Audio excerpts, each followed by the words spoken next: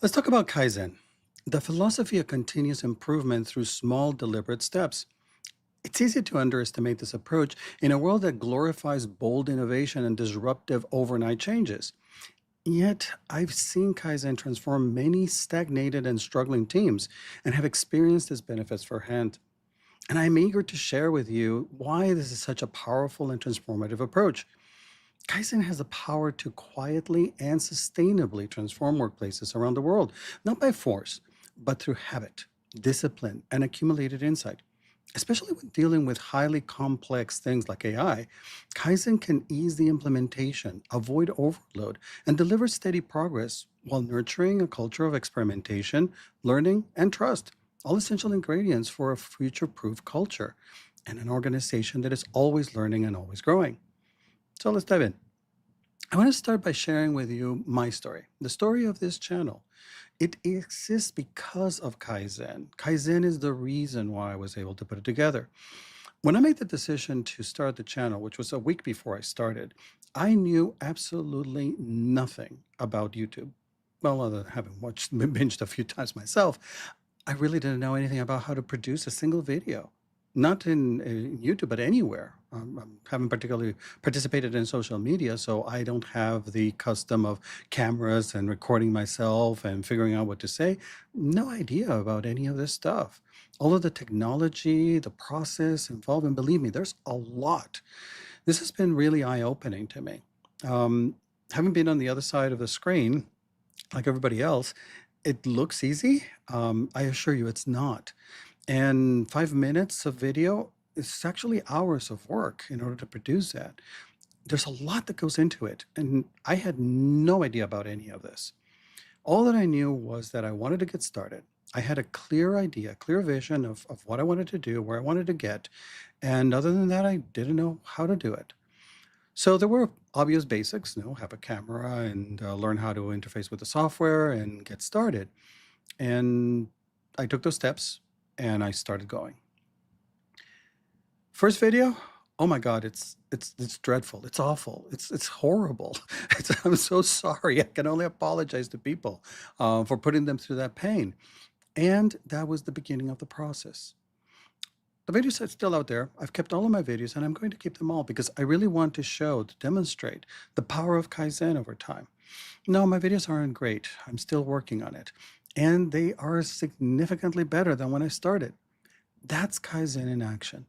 It takes time. That's a characteristic of Kaizen. Kaizen is small incremental improvements, and those small incremental improvements, just like savings, over time, they add up. And that's when you get the real rewards. Same thing with Kaizen. You do small incremental things, barely noticeable sometimes. And those are the things when you add them up, when you look behind you, you see that, oh, wow, I used to be there. Now I'm here. Huge change. How did that happen? It was all the incremental things that we did along the way. And by doing them small, incremental, one at a time, it gives us the opportunity to learn, to figure out, to think about it. We're not under pressure. We have a breathing room to figure things out. And also, the cost associated with making a mistake is negligible. It's something that you can recover from. Along the way, one of the things that I needed to figure out was green screens. I knew nothing about green screens. I had this concept that they were, oh, just simply put a green screen and that's it. The software takes care of everything. That's not true. In my experiments with green screens, I had this horrible green halo around me that was just not workable. And I still don't quite know how to use them. And fortunately, thanks to Amazon, I was able to put that experiment to the side and not worry about it. And that's the thing. It was a small experiment that I could try, that I could see if it worked. And in that particular case, it didn't work for me. I didn't figure it out. That's okay. I pivoted to something else and I kept going. Like that, there are so many things along the way that I've been learning. All of the things that I didn't know that I didn't know, have had to deal with. And one step at a time, I've incorporated them into the videos. The graphics, the text, the switching screens, all of those details. I didn't know anything about that on day one. Slowly, over time, I've been able to incorporate those things. And now they're part of my videos. And now there are some areas that I'm very comfortable with, and other areas that I'm still learning and I need to get comfortable with. So this wouldn't have happened without Kaizen. If this had been something that I needed day one to have a professional, really put together, really polished product, and that was the only way that I was going to get started, I wouldn't have. This channel wouldn't exist. And unfortunately, that's what happens to a lot of YouTubers. A lot of people want to get started, and because this is such a huge production, at least from their mind perspective, they have to do everything day one. That becomes the crushing energy, the weight on their shoulders that prevents them from actually starting. So yes, the cost is unfortunately to you, my audience. You had to look at videos that have been horrible. I think I'm past garbage at this point. I sincerely hope so. I'm at a point where it's okay, and I aim to make them better. And every time I try a little bit harder, I shift something, and then make them better, better, and better. And I know that it takes time. And I know that it will continue to take time and it will continue to take effort. And it's a matter of having the discipline and the commitment to continue one step at a time, rinse and repeat, do it over and over, try different things until I get to a point where it's good. And that's what I'm working towards. So Kaizen, let me contrast Kaizen and Kaikaku. When I talked about having this big reveal of this huge polished production, that would be a Kaikaku approach, where we have already figured everything out. It's polished and it's ready to go, and our expectation is it's ready to go day one. Kaizen, small, incremental. You build on what you have, whatever it is, small, big, doesn't matter, and you start making it bigger and bigger and better and better. Two ends of the spectrum. Neither one is better than the other. Both of them are perfectly appropriate and suitable to different situations. You have to choose, just like we need to choose, depending on the nature of the work, the complexity of the work. We need to choose if Agile is the appropriate approach or if Waterfall is the appropriate approach. Same thing with a Kaizen or Kaikaku approach. You need to take a look at what it is, what your goal is, what your aim is. If you need very fast turnover, you have a business situation that requires you to pivot and you need to completely change something, some aspect of your business or the business itself. Maybe it's changing to a different line of business. If you have that kind of situation, yeah, you probably need Kaikaku. And understand that under Kaikaku, there's high risk because there's so much that you need to figure out. You need to have a really solid plan because that plan is going to surface whatever risks may be involved with with taking your steps forward. And you'd better think about that clearly before you start moving forward. Kaizen, on the other hand, is something that you can easily integrate into your day to day, into whatever it is that you're doing today, however you're doing it. And you just introduce one small thing at a time. It is lower risk, longer lead time. It's going to take you longer, and it's less pressure. Um, and if you make a mistake or if something doesn't go as you expected, you can correct it pretty easily. These are the differences between, at a high level, between the two.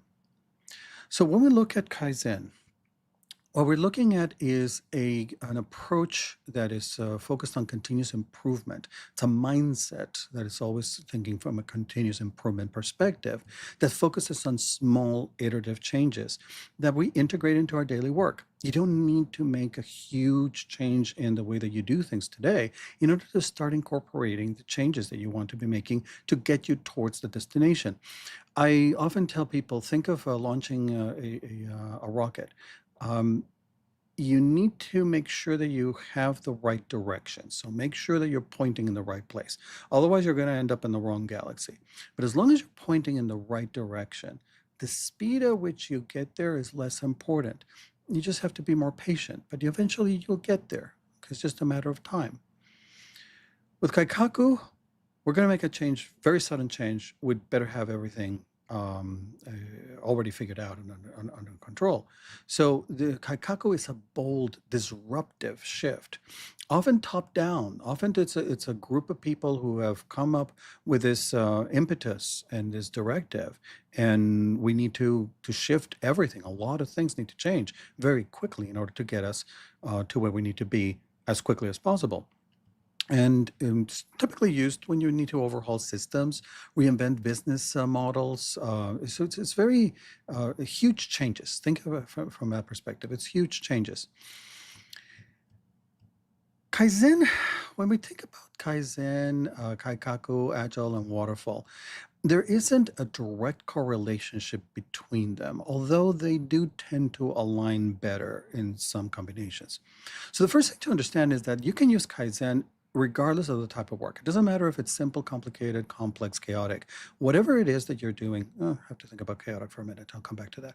But you need to just think about small incremental changes that are going to take you towards whatever it is that you want to do. And it doesn't matter if the thing that you're trying to implement is full of unknowns, uncertainty, or if it's well defined, a best practice. It doesn't matter. It's whatever change you want to implement. You're just simply going to chop it up into tiny little pieces and implement one at a time so that it gets you to where you need to be. I cautioned about chaotic space because in chaotic space, by its nature, there's a high degree of priority that you need to act very quickly on something that's coming at you. And the priority is to get you out of the chaotic space as quickly as possible. So there's a sense of priority, there's a sense of urgency that's inherent to chaotic work. So that was the caveat I wanted to clarify from what I said earlier. But otherwise, if you don't have a do or die type of situation, and you have complex or simple or complicated work, you can apply a Kaizen approach in order to implement whatever it is that you need to change. Where it comes to Kaikaku, Kaikaku tends to align better with a waterfall perspective, because waterfall is already has the perspective, the mindset of figuring out the requirements up front, which means that you're going to have a clearly defined plan, which means that you've identified risks along the way. This is all part of the waterfall approach. So from that perspective, Kaikaku, since you want to do all those things in order to reduce or manage the risk of the implementation, these things tend to align. So it's more compatible, you could say. However, there isn't a strict rule that says that you can only use one with the other. They just have a greater affinity. So there for Kaikaku, definitely where it's appropriate, you have urgent turnarounds, regulatory compliance, competitive catch-up that mandates that require that you were doing something and now you need to change because you have to meet a priority at a deadline, a critical deadline. You can't afford to do this slowly and incrementally over time. You have to deliver it quickly. Yeah, Kaikaku approach is probably what you need to do. Otherwise, consider Kaizen. These are complementary approaches. Revolutionary change can reset the direction, and sustained improvement needs daily discipline. So, from a Kaizen perspective, you can get that daily discipline that's going to allow you over time to make the changes. And again, if you have business priorities, then you need to do something quickly. You need to consider the Kaikaku approach. As far as implementing this, there's psychologically, you want to think about the benefits of incremental changes. When you have the opportunity to make incremental changes, you have the opportunity to explore different options, different approaches, different things, and you can go small enough to learn along the way and incrementally increase your confidence in what you're doing. So it's a very safe approach. And we need to make it safe. And we need to make it psychologically safe. The organization needs to be supportive of, have a learning culture, supportive of learning, which means that there are going to be mistakes, there are going to be failures, and those failures teach us something. So having that perspective that failure is an opportunity for learning, or it's a lesson to be learned, is important. Otherwise, people are not going to be very eager to try things, which is going to interfere. When selecting what to do, the next step to take, there's this principle, the embarrassment principle, when it comes to Kaizen. And that is, you want to choose something that is so infinitesimally small that it would be embarrassing not to do it. It would be embarrassing to say, oh, I didn't do it. it's just something so small that of course you can do it. It doesn't matter how busy you are. Remember, I mentioned that Kaizen is something you can integrate into your daily work. You are doing both, running the business the way that you normally do and changing the business along the way. You're doing both things concurrently. So, of course, you've got a lot of things. You already have a lot of things. How are you going to implement big changes? Well, you do it in a Kaizen way, little by little by little. And you choose something that's so small that you really can't say, oh, no, I can't. You can. You can always fit something so tiny. So, in my experience with YouTube, there were some weeks that I looked at, I was thinking of what can I do? How can I improve this for next week? It's like, well, maybe I can add some text to some of my screens. Well, learn how to do that. That was a very small, simple thing. Yeah, there was some research that was required, but it was a small thing that I could integrate. And that's how I learned how to do it. And then over time, I integrated it, and it's now part of my normal workflow. Like that, you can always make a small change. And that is the thing that you commit to do. And it takes you a little bit step forward. Doesn't have to be huge steps, it's just a little step forward. That's all that you need.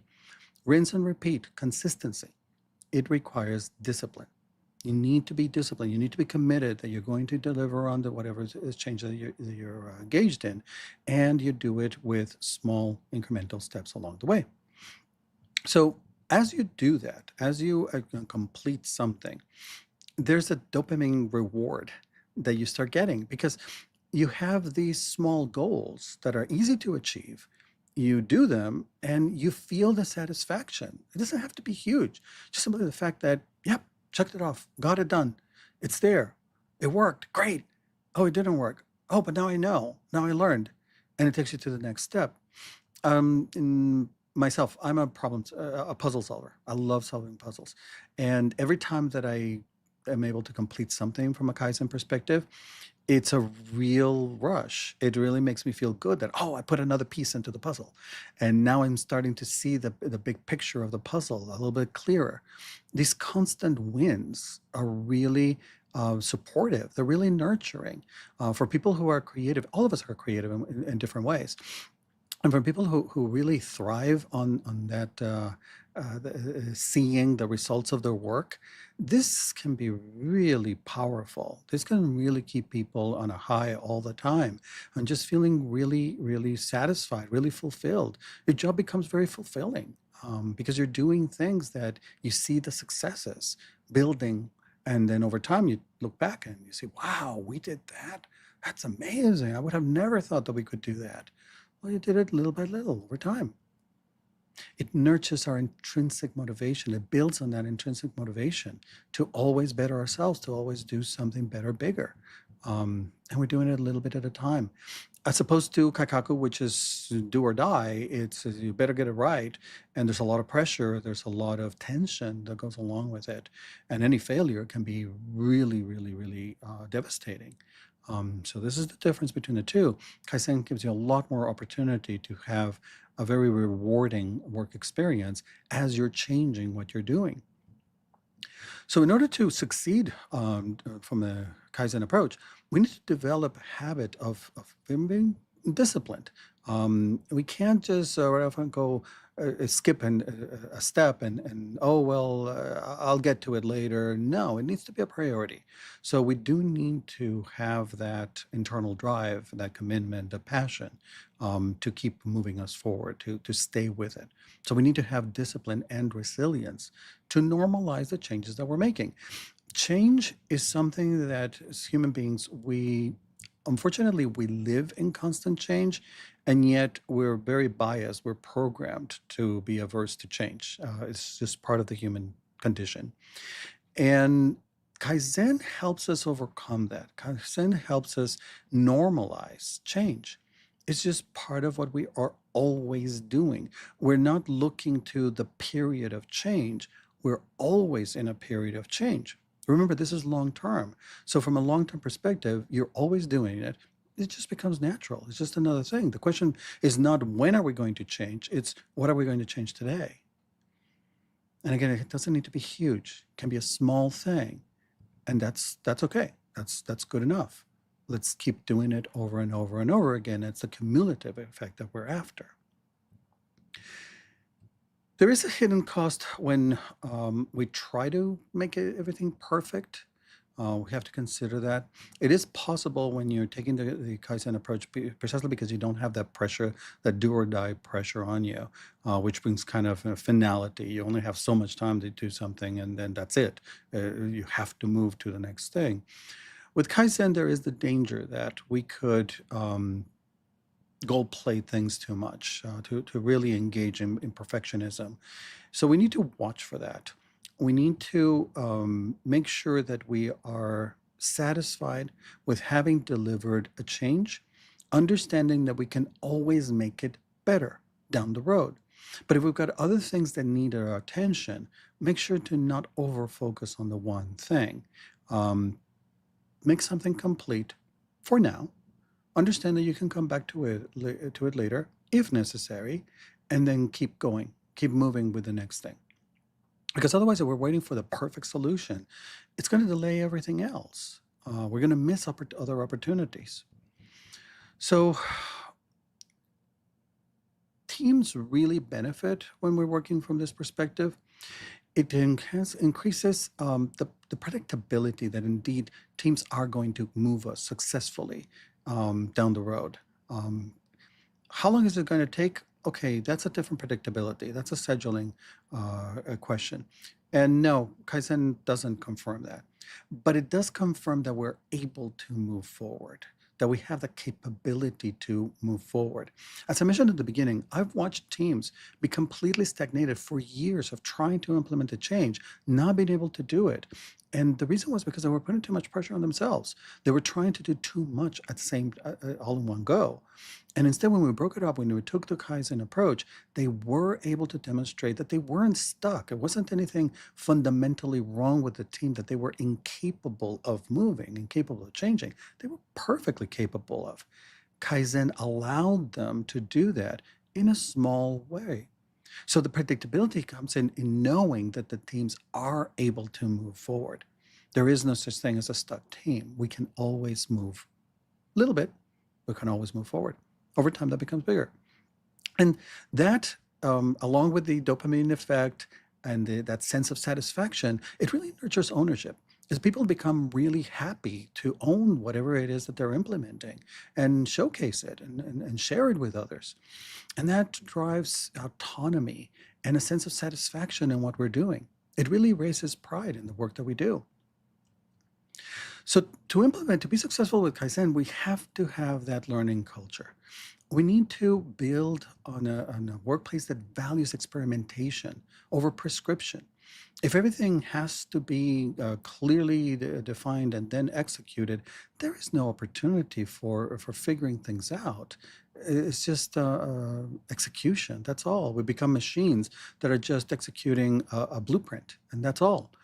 There's not much change in that. It's just a different thing to do, but we're not really changing. We're just a machine that's executing a different thing. What we're talking about here is something that changes our way of thinking, our way of working, our way of doing things, our approach to things. That requires our mind to change. And this is a way that we can change our mind gradually, incrementally, and successfully.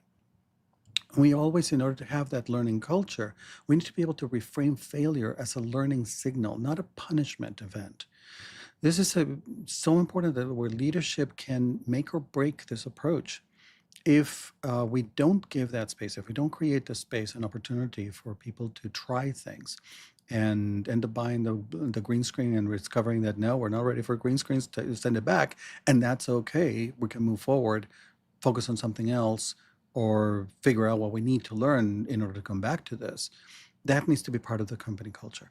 If the company culture doesn't support it, then people are not going to be as successful moving forward. And we need a lot of real-time feedback so that we always have some guidance, some ability to see the changes as we're making them. The feedback gives us confirmation that we are indeed moving. So it's good to hear it externally. And it also helps fine tune the direction that we need to take, the next step that we need to take. As I mentioned before, As I completed something, there was a puzzle that I was able to put a piece of the puzzle that I was able to put into the puzzle, and that allowed me to see the bigger picture. That's part of the feedback, is being able to take a step back with others and take a look at what we're doing, and that helps reinforce and nurture the process of learning and continually moving forward.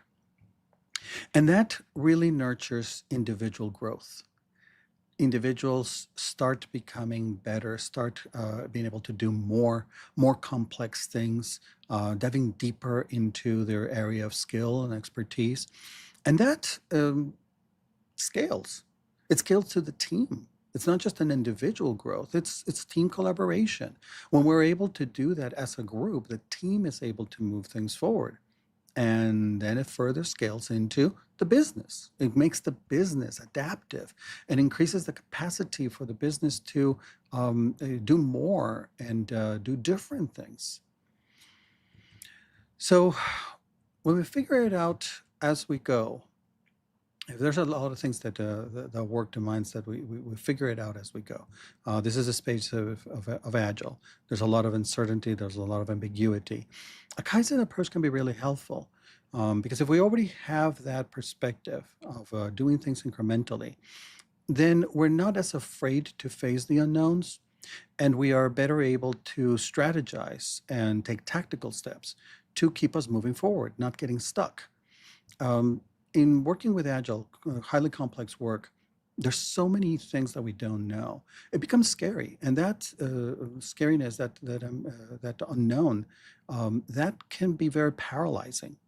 If instead we've implemented Kaizen successfully, and we have a culture that embraces this continuous improvement, then the unknown is not scary.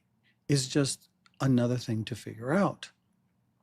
And that's what I was mentioned earlier, is we're no longer looking ahead to, oh, when do we need to do a change? It's what change are we doing today?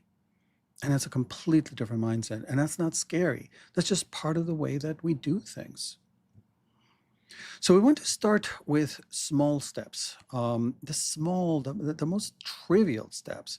Again, something that just feels embarrassing if we're not willing to take that step, and if we don't do it, because that's going to remove friction, and it's going to allow us to get going, avoid getting stalled. And we need to rinse and repeat. Repetition is making a habit, not just as a sporadic a moment of brilliance and inspiration, but it's just a constant delivery of improvements, of changes.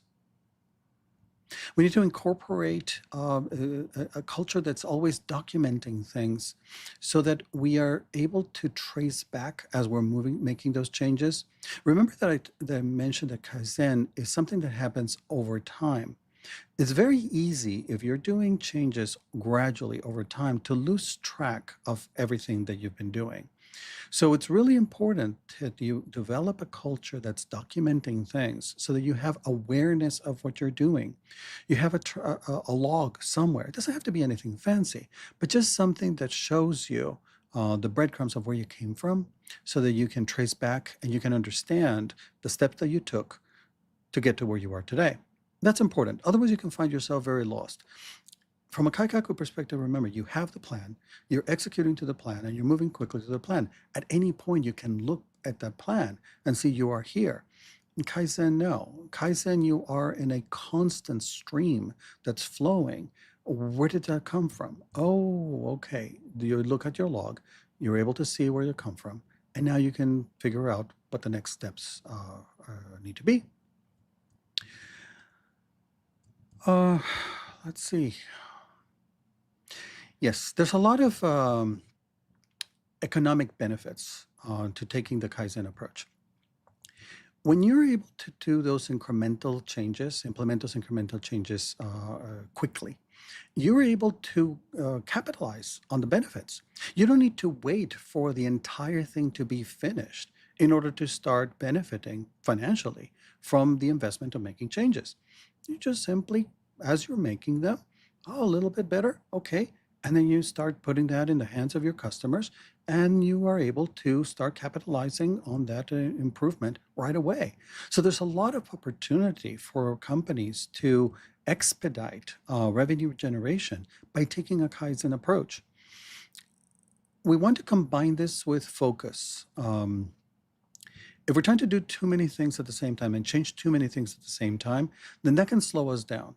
So it's better to try to strategize the changes that we're making, having at least an understanding and agreement that we're going to focus our changing energies on this and then keep that moving forward.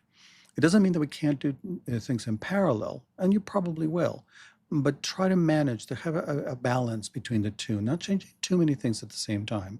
That can become overwhelming in itself, juggling too many changes, and not having just a single thing that could um, make it make changes take a lot longer than they need to. Because we're not benefiting from doing some parallelization, which you can do some parallelization. Just need to find a happy balance. No prescription there. It's going to depend on the nature of the things that you're changing. And it's going to depend on the nature of the people who are making the change. Some people are very good and quickly adapt to changes. Others are not. And so you have to look at your individual situation. And oftentimes, when we take the Kaizen approach, there's an opportunity for these constant small deliveries to end up funding the entire initiative itself because they're able to deliver revenue increases quicker, and you can use those to fund the initiative that that you've engaged in. So there's a real opportunity to leverage Kaizen approach to help improve your cash flow and your cash management and your budget management. Those small improvements that you make also can lead to less waste because you're only dealing with small thing at a times. And if something doesn't work, you could avoid a bigger failure that could cost you more. So that can also lead to a cost reduction and cost savings. So there's a lot of opportunities in here to gain financially from a Kaizen approach that allows you to stay relevant, stay on top of things, respond quickly to needs, to business needs, to industry needs, and to do so in a way that can be even sometimes self-funding. So there's a lot of opportunities and a lot of benefits to this. Where AI is concerned, always bringing it to AI. How's this relevant to AI? This an AI approach can help as a risk mitigation strategy for AI rollouts. I mentioned at the beginning that Kaikaku is very good when you're trying to manage risk, identify the risk up front before you do the implementation, but that requires a requirements upfront approach, which means delay to market. Where AI is concerned, not only may not have an opportunity to delay to market because then we miss the market opportunity, but there may be it may be impossible to delay things because we can't come up with a plan. And all that we have is just move forward today. You don't know where, you don't know what, but you have to keep moving. So the Kaizen approach is likely going to be the better to help you manage the risk by just making small changes, putting something into your production environments, test it, get the results back from it, and then move on to the next approach. This is agile in action. That's the approach. As opposed to trying to figure everything up front and then doing the implementation.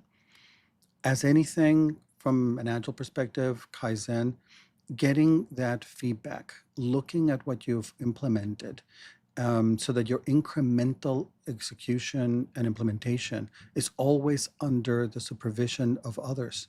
It always has the ability to get that feedback from others is so important to make sure that we stay in developing something that is ethical and not dangerous. And that's the opportunity. When you have this Kaizen approach, there's a lot of opportunity to introduce those checkpoints, to have those conversations, to include others. And that allows us to make sure that we're moving in a good direction, in a sustainable, good direction. So transparency is really important in order to implement this. And that's what I would recommend. If you're going to take this Kaizen approach, be very transparent, be very open, be very sharing, invite others to participate, showcase your successes.